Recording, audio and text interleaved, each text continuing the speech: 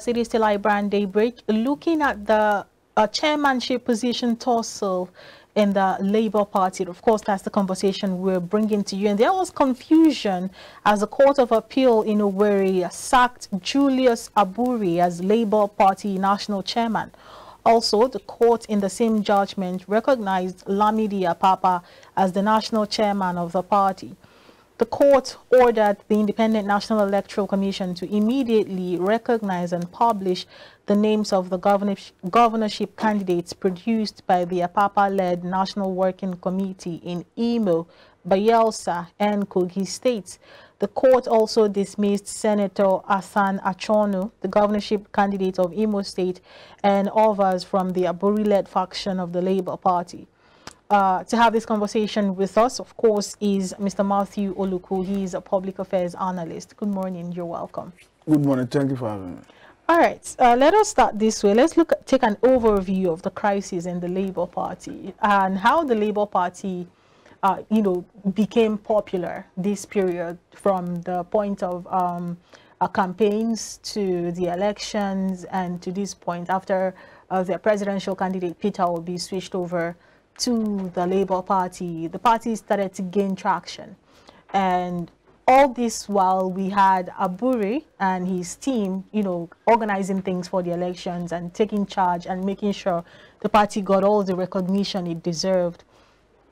And then this whole tussle started with Lamidi. How do you react to the whole back and forth? First of all, let me start by saying that Labour Party is not a new political party. Labour Party have existed for more than 5 years, even before this last round of election. We understand that even the former governor of Ondo State won under the platform of Labour Party, so it's not a new party. And the Labour Party only came to national recognition when the candidate or their presidential candidate in that 2023 general election defected to Labour Party. I'm talking about Peter Obi. So if you take away Peter Obi from Labour Party will become a shadow of itself. And we understand the crisis rocking the party currently that is politics. But I think it speaks to one fact, that political gladiators going forward should be wary of people they parade at grassroots. Because it's becoming clearer that the power of the world executive, when we look at the root of the crisis of even the Abure himself, it started from his word.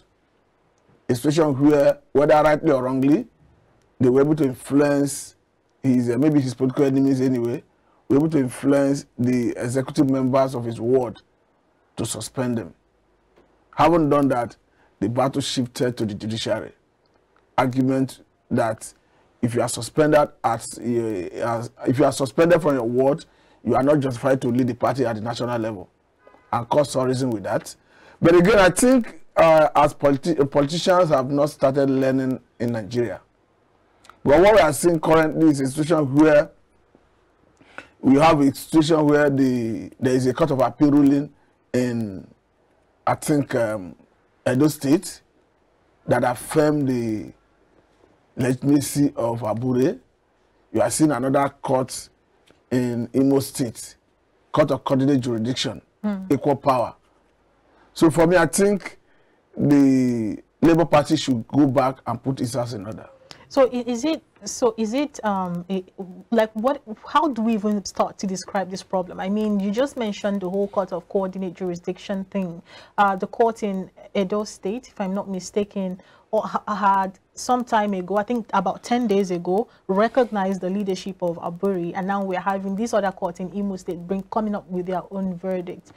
How do you put these two jurisdictions side by side? Who should be listened to at this point? And is it a function? Is it a problem that we should be looking at the judiciary to solve? Because is it the court contradicting itself now? Shouldn't it be, if a court comes up with an injunction, it should stand and shouldn't be questioned, if I'm to say it that way? The thing is, if you have a court in Edo State, Benin City, Court of Appeal, rule on the matter. The honorable thing to do, if you feel dissatisfied with the ruling, appeal that in court, either to vary the initial judgment or you go to the higher court, Supreme Court. So it is a misnomer to go to another court of coordinate jurisdiction to start seeking or for that court to resolve the same issue pending before a court of equal power. I think the leadership of judiciary have said this over and over, that politicians should desist from such. Because what stops you from going to Supreme Court if you feel you are not satisfied with the decision of the Court of Appeal in Benin City? But the issue is, as long as it is the same issue and the one in Benin City already gave a judgment, I think that stands. Okay. All right, now what is the likelihood of events, especially with the situation of the internal party wrangling that we're seeing right about now over leadership position, have on the presidential candidate? That is, if he gets to reclaim his mandate, what are the likelihood of events, especially with this situation of things? No, I think it's political. I think what is happening is political, because we have seen even Apapa himself the other time advising Labour Party to withdraw the case against the president. So to that extent, I think you should understand that it's purely political. But whether it's political or not, the fact is that there is a case pending before a court. And the reason for the case is not far-fetched. The national chairman had his party escort from his ward. That is, yes, the party escort from his ward suspended him. So I think the right thing to do was to go back to your ward, approach the same escort, and perhaps make them see reason why they should not suspend it. Because whether you like it or not, if the court say they have power to entertain a case as they assume jurisdiction over an issue, you cannot stop them from deciding on it. So the right thing to do is to go back. Even if you say somebody is an interloper, it's not even a case of an interloper, because Apapa himself is a member of the party. Even if you say he's being used by external forces, it's not an issue. The issue is that you have to deal with your internal crisis. So talking about dealing with internal crisis, in your initial analysis, you mentioned that the whole misunderstanding started from Abure's ward. His ex-cos from his ward did not recognize him, and that was how they started even going to the court in the first place. So if the ex-cos are, do they not submit, if that's the word, to the national ex-cos? And don't they have, as the national ex-cos, don't they have the powers to try and solve the matter at a lower level? The issue is, I think, is about whether they have power to suspend. And even if you say they don't have power to suspend, as long as court are accepted to assume jurisdiction over the case, you can only go to court to argue whether they don't have power to suspend, because they already suspended and court have said we want to entertain the case, we have jurisdiction. So even if you are claiming in your constitution that they don't have that power, it is the court that will resolve it. So I think it's a very dicey situation for Labour Party, and I think they must go back to the drawing board to address it. Because if you as a national leader is not able to influence the ESCO at your ward level to perhaps lift the suspension they place on you, it means there is a serious disconnect between you and your grassroots.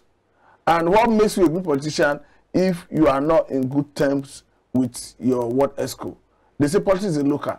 It means you are not in good relationship with the people at your grassroots. I think they should resolve it from the grassroots level. So, you want to say something? Yeah, please. Right. How do you react to the whole question of now reinstating the governorship candidates that were produced by the Lamidi-led NWC? I'm talking about in places like Bayelsa, Imo, and I think in Kogi states. Elections are over in these places. These governors have already won and are on seats already. Is it even possible to do a thing like that? I think those ones are obstacle election. The election that will come up soon, very soon. We are looking at Kogi, looking at Bayelsa and Imo State.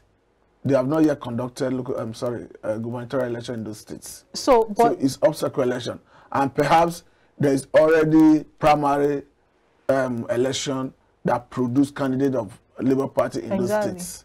So exactly. So they've passed the primary levels, right? And they have already, so they don't, there was nothing being held against them. Maybe it's for security reasons or nothing. They passed all the levels required. They were able to scale through all the requirements to be produced at the primary levels. Now, is it even possible to, you know, take them back and bring out another person at this point? The truth is, if you are not the authentic ESCO of the party at the state level, it is not incumbent on you to conduct primary and produce candidates. In fairness to the courts, what court is saying is, if you are not recognized as the real ESCO of the party at the state level, or everything you did with respect to conducting primary to that threw up candidate, gubernatorial candidate, is null and void.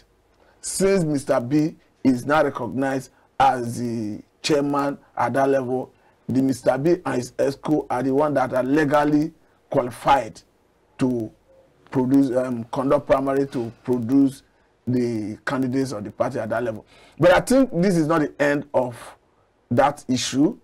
I don't think Abure and their team and his team will keep quiet. Don't forget that even if you are relying on the judgment from Imo State Court of Appeal, they equally have right of appeal to Supreme Court. So I don't think this is the end of it.